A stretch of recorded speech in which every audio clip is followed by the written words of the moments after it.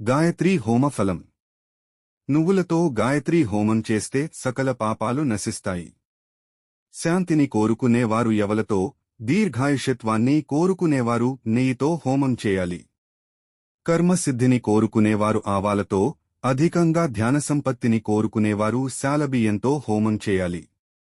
గ్రహపీడలు తొలగేందుకు ఖదిర వృక్ష సమిధలతో, ధనప్రాప్తికి బిల్వపత్రాలతో, లక్ష్మీ సౌభాగ్యం కోసం ఎర్రకలువలతో, ఆరోగ్యం కోసం, ఉత్పాతాల శాంతి కోసం దుర్వా, గరిక తో, సౌభాగ్యం కోసం గుగ్గులతో, విద్యాప్రాప్తి కోసం పాయసంతో హోమం చేయాలి.